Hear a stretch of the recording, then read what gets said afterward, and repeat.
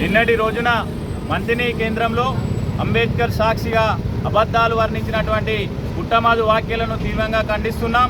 ఈరోజు కాటారం మండల కేంద్రంలో ఏర్పాటు చేసినటువంటి పాత్రికేయ సమావేశానికి తరలి వచ్చినటువంటి దుద్దిళ్ల కుటుంబ అభిమానులందరికీ పేరు పేరున ప్రత్యేక ధన్యవాదాలు, కృతజ్ఞతలు తెలియజేస్తూ నిన్నటి రోజున బీఆర్ఎస్ పార్టీకి చెందిన నాయకుడు చేసినటువంటి ఆరోపణలు ప్రజలందరూ గమనిస్తున్నారు.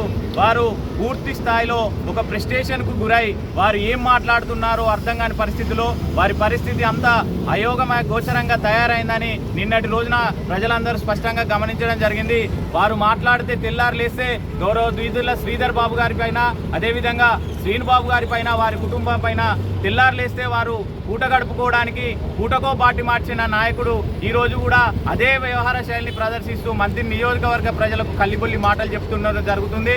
వారు చెప్పేటువంటి కల్లిబొల్లి మాటలను ప్రజలు వినడానికి సిద్ధంగా లేరు. వారు మాట్లాడిన తీరును ప్రజలు విసిగించుకున్నారు, విసిగి వేచారింది. కాబట్టి ఒక్కసారి అవకాశం ఇచ్చిన మిమ్మల్ని మీరు చేసినటువంటి పాలన పట్ల విసిగి చెందిన ప్రజలు రెండు పర్యాయాలుగా గౌరవ దుద్దిళ్ల శ్రీధర్ బాబు గారి పైన, అదేవిధంగా వారి కుటుంబం పైన అనేక అవాకులు చెమాకులు, అనేక అర్ధరహితమైన విమర్శలు చేస్తున్నప్పటికీ కూడా మంత్రిని నియోజకవర్గానికి సంబంధించిన ప్రజలు మేధావులు కాబట్టి రెండు పర్యాలుగా మీరు ఎన్ని మాటలు చెప్పినా కూడా శ్రీధర్ బాబు గారికి ఓటు ద్వారా వారిని గెలిపించి మీకు ఓటు ద్వారా బుద్ధి చెప్తున్నప్పటికీ కూడా మీ యొక్క వ్యవహార శైలి మారడం లేదు.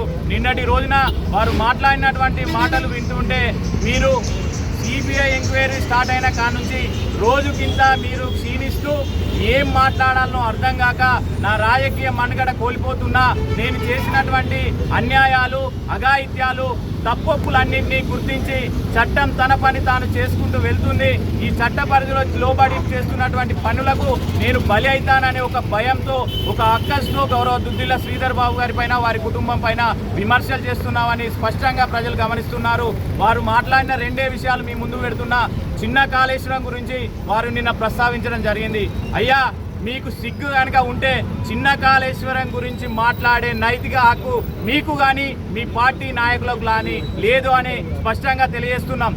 ఆనాడు వైఎస్ రాజశేఖర రెడ్డి ప్రభుత్వ హయాంలో ప్రారంభించినటువంటి చిన్న కాళేశ్వరం ప్రాజెక్టు పనులను 70% పూర్తి చేసిన తర్వాత, అప్పుడున్నటువంటి తెలంగాణ సెంటిమెంట్తో ఏర్పడిన ప్రభుత్వం ఏర్పాటైన తర్వాత, మీ యొక్క నాయకుడు కేసీఆర్ గారు ముఖ్యమంత్రి అయిన తర్వాత ఈ ప్రాంతంలో 70% పూర్తయినటువంటి చిన్న కాళేశ్వరం ప్రాజెక్టు పనులను పక్కన పెట్టి మీ స్వంత లాభం కోసం, మీ స్వలాభాల కోసం, మీ కమిషన్ల కక్కుర్తిపడి దేశంలోనే గొప్ప ప్రాజెక్ట్ అని తీసుకువచ్చినటువంటి మేడిగడ్డ, కుంగిపోయినటువంటి మేడిగడ్డ బ్యారేజీ, అన్నారం సున్నిళ్ళ బ్యారేజ్ ద్వారా వచ్చే కమిషన్ల కక్కుర్తిపడి వారి సిద్దిపేట, సిరిసిల్ల, హైదరాబాద్కు వాటర్ను తరలిస్తుంటే ఇక్కడ మంత్రిని నియోజకవర్గంలో పెద్ద మొత్తంలో నా ఎస్సీ, ఎస్టీ, బీసీ, మైనార్టీకి సంబంధించిన ప్రజలు పెద్ద మొత్తంలో వ్యవసాయం చేసుకొని ఈ ప్రాంతంలో జీవిస్తున్నారు.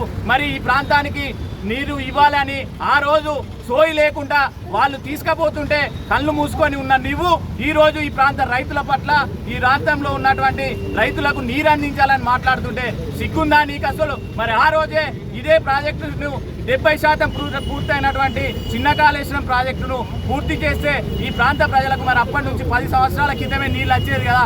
అప్పుడు లేని సోయి ఇప్పుడు వచ్చిందా? ఏం లేదు. ప్రభుత్వం, కాంగ్రెస్ ప్రభుత్వం ఏర్పడింది. చిన్న కాళేశ్వరం ప్రాజెక్టు త్వరగా పనులు పూర్తవుతున్నాయి. ఈ యొక్క శ్రీధర్ బాబు గారి హయాంలోనే మళ్ళీ ప్రాజెక్టు పూర్తయితే ఈ యొక్క ప్రాంతంలో ఉన్నటువంటి ప్రజలను చీదరించుకుంటారని ఒక చిన్న ఆలోచనతో చిన్న కాళేశ్వరం ప్రాజెక్టు గురించి మాట్లాడుతున్నాం. ఈ అంబేద్కర్ సాక్షిగా కాటారం మండల కేంద్రంలో ఒకటే సవాల్ విసురుతున్నా, చిన్న కాళేశ్వరంపై మీకు చిత్తశుద్ధి ఉంటే మీ యొక్క ప్రభుత్వ హయాంలో 2017 సంవత్సరంలో అప్పుడున్నటువంటి మీ పాలకులు, మీ సంబంధిత అధికారులు 2017 సంవత్సరంలో చిన్న కాళేశ్వరం పరిహారం చెల్లింపు విషయంలో ఈ యొక్క ప్రాంతంలో అందరికీ పరిహారం అందిందని ఫైల్ క్లోజ్ అని రాయడం జరిగింది. దీనిపైన బహిరంగ చర్చకు సిద్ధమా? 2017 సంవత్సరంలో చిన్న కాళేశ్వరం ప్రాజెక్టు ఫైల్ను క్లోజ్ అని రాయడం జరిగింది. ఇది నీ నిర్లక్ష్యం కారణమా కాదా? గౌరవ శ్రీధర్ బాబు గారి ప్రభుత్వం ఏర్పాటైన తర్వాత మేము స్థానికంగా ఉన్నటువంటి నాయకులందరం సంబంధిత పరిహారం అందిన రైతులను తీసుకొని సంబంధిత శ్రీధర్ బాబు గారి దగ్గరికి, కలెక్టర్ గారి దృష్టికి తీసుకెళ్లిన వెంటనే మాకు తెలిసిన విషయం ఏంటంటే అప్పుడున్నటువంటి బీఆర్ఎస్ ప్రభుత్వంలో 2017 సంవత్సరంలో ఆ ఫైల్ను క్లోజ్ చేయడం జరిగిందని చెప్పడంతోనే వెంటనే శ్రీధర్ బాబు గారు ప్రత్యేక చొరవ తీసుకొని మళ్ళీ కలెక్టర్ ద్వారా ఈ యొక్క ప్రాజెక్టుకు సంబంధించిన ఫైల్ను మళ్ళీ గవర్నమెంట్కు పంపండి అని మళ్ళీ కలెక్టర్ ద్వారా చిన్న కాళేశ్వరం ప్రాజెక్టు ఫైల్ను ప్రభుత్వానికి పంపించడం జరిగింది. వారి అనుమతులతో మళ్ళీ ప్రాజెక్టు ఫైల్ను ఓపెన్ చేసి ఈ ప్రాంతంలో ఉన్నటువంటి చిన్నకారు రైతులందరికీ నష్టపరిహారం అందించడమే కాకుండా ఈ ప్రాంతంలో ఉన్నటువంటి 40,000 ఎకరాల సాగునీరు అందించే దిశగా గౌరవ శ్రీధర్ బాబు గారి నాయకత్వంలో మేమందరం కృషి చేస్తున్నాం. నీ నిర్లక్ష్యం, నీ దౌర్భాగ్యం వల్ల 10 సంవత్సరాలు చిన్న కాళేశ్వరం ప్రాజెక్టు పక్కకు వెళ్ళడం జరిగింది. ఇంకా సిగ్గు లేకుండా చిన్న కాళేశ్వరం ప్రాజెక్టు గురించి మాట్లాడుతున్నావు. మరీ ముఖ్యంగా ఈ నియోజకవర్గంలో ఉన్నటువంటి చిన్న యువకులను రెచ్చగొట్టి నెల రోజులు తాగిపిచ్చి ఓట్లు దండుకున్నావు అని మాట్లాడుతున్నావు. నీ సంస్కృతిని శ్రీధర్ బాబు గారికి అంటగట్టే కార్యక్రమం చేయాలంటే ఎవరు అంబలి కేంద్రాలు పెట్టిండ్రు, ఇక్కడ జొన్న రొట్టె, మక్క గటక, చేపలు, అట్టి రొయ్యలు అని చెప్పి ఈ ప్రాంతంలో ఉన్నటువంటి ప్రజలను ఎవరు మోసం చేసి ఓట్లు దండుకున్నారో మంత్రి నియోజకవర్గ ప్రజలందరికీ తెలుసు. మరీ ముఖ్యంగా గౌరవ శ్రీధర్ బాబు గారి నాయకత్వంలో మంత్రిని నియోజకవర్గాన్ని లింకప్ ద్వారా రోడ్లన్నీ సస్యశ్యామలం చేసి ఈ నియోజకవర్గాన్ని ఒక ఇండస్ట్రియల్ నియోజకవర్గంగా తీర్చిదిద్దే ఆలోచన ఉన్నది. మీకు తెల్లారు లేస్తే ఏంది, నేను ఏం చేయాలనో అర్థం కాక నా ప్రజల్లో మనుగడ లేదని ఒక దురుద్దేశ ఆలోచనతో తప్ప మీరు రాజకీయంగా కుటుంబం పైన విమర్శలు చేస్తున్నాం. మా నాయకుడు కనుక ఒక్కసారి మీ నోటికి ఎంత వస్తే అంత మాట్లాడు అంటే మీకంటే బాగా స్పష్టంగా మాట్లాడగలం, మీకంటే బాగా వాయిస్ ఇవ్వగలం. కాకపోతే మా గౌరవ శ్రీధర్ బాబు గారి నాయకత్వంలో, శ్రీబాబు గారి నాయకత్వంలో ఒక సభ్యత సంస్కారం ఉన్న నాయకులుగా మేము పనిచేయడం జరుగుతుంది. మీరు కుటుంబం పైన చేసినటువంటి వ్యాఖ్యలను మీ విజ్ఞతగా వదిలేస్తూ అదేవిధంగా ఇసుక క్వారీల గురించి మాట్లాడుతున్నావు. నీ ప్రభుత్వ హయాంలో ఒక 5 నిమిషాలు ఇటు సైడ్ నుంచి రోడ్ అటు సైడ్ దాటాలంటే అరగంట టైం పట్టేది. కానీ ఇప్పుడు ఒక 10-15 లారీలతోని మాత్రమే, అది కూడా నీ ప్రభుత్వ హయాంలో శాంక్షన్ చేసినటువంటి క్వారీలు, వాటి టైం ఇంకా ఉన్నది కాబట్టి నడుస్తున్నాయి. గౌరవ శ్రీధర్ బాబు గారు రాష్ట్రంలో మంత్రి అయిన తర్వాత ఒక క్వారీ కూడా ఇక్కడ టెండర్ ఇవ్వలేదు, ఒక క్వారీని కూడా శాంక్షన్ చేయలే అన్న సందర్భాన్ని గుర్తు చేస్తున్నాం. తెల్లారు లేస్తే గౌరవ శ్రీధర్ బాబు గారు, శ్రీన్ బాబు గారు ఈ నియోజకవర్గానికి ఏం చేసిందని మాట్లాడుతున్నావు.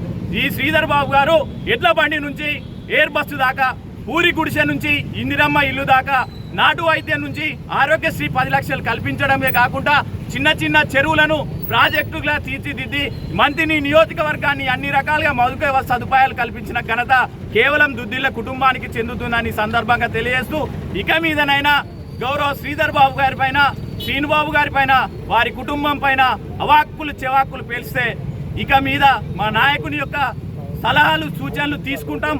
ఇక మేము వారు ఎంత చెప్పినా కూడా మీ యూత్ కాంగ్రెస్ ఆధ్వర్యంలో పెద్ద ఎత్తున మిమ్మల్ని ఎక్కడికక్కడ నిలదీసే రోజులు వస్తాయని సందర్భంగా తెలియజేస్తూ మరొకసారి గౌరవ శ్రీధర్ బాబు గారి వారి కుటుంబం పైన విమర్శలు చేస్తే ఊరుకోమని తెలియజేస్తున్నాం.